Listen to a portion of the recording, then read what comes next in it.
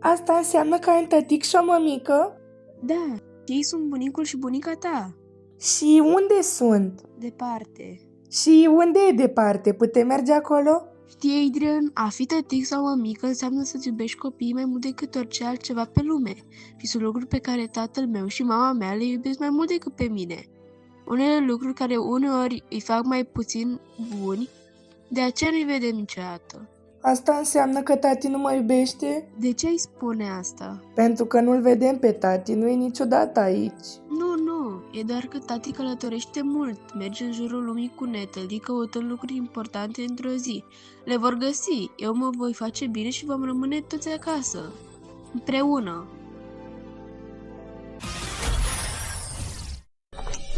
Al meu!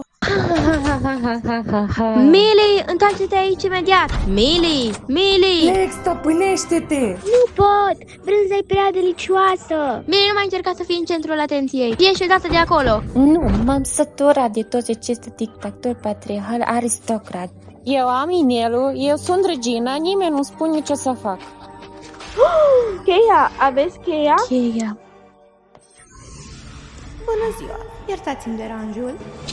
V-a săturat ca oamenii să țipe și să cerce și să ia decizii pentru alți oameni. Cred că știu ce ar fi potrivit. Să fii vină la conducere. Vă pot da această putere? Dacă sunteți de acord. Natalie, ai grijă de Gabriel, eu mă duc tu pe ajutor.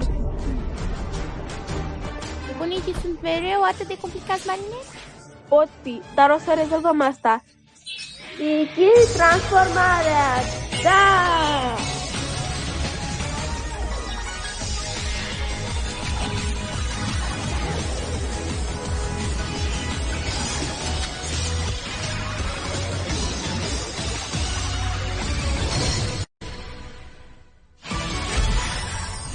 Doar transformă-te și folosește puterea pentru a distruge totul. Dar atunci toți ar ști că sunt motanoar. În acest caz, relaxează-te și bucură-te de o golește cu mine.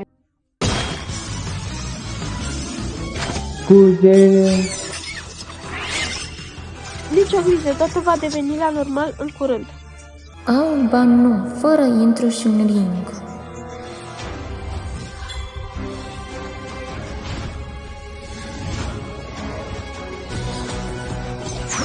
Domnița o să ne scoate de aici, Pleg.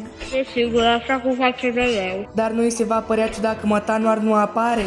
Pleg, scoate ghearele! Domniță, am văzut o platformă ciudată pe cer, dar... Violența nu e niciodată răspunsul. De ce nu mi-e de aceea a fost acomatizat ca să putem avea o discuție plăcută și calmă despre asta împreună? O discuție împreună? Crezi că cei doi chiar sunt interesați să discute? Singurul lucru care le place este să cerci și să aibă dreptate. Sunt exact la fel. Nu pot să mă put în acest loc cu tipul ăsta. Nu e vina mea că soția mea și-a pierdut mințile din cauza tentativei tale de mâncare. Vezi, mi-au demonstrat că am dreptate de vină. Bla bla bla, sunt pe drum, o să întârzi puțin. Of, motanoar. Buburuța înjurăzează că ei sunt făcătorii, nu tu. Scapă de ea și confiscă miraculosul. Învingi-o pe buburuză! Fie cum vrei tu. Nu sunt eu vinovată, buburuză.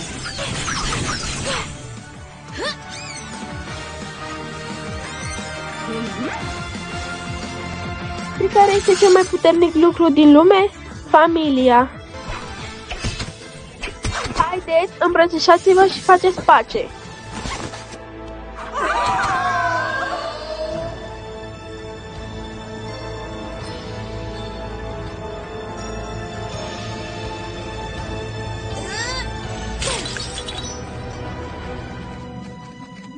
Da, zi cu răutățile tale, uite acum.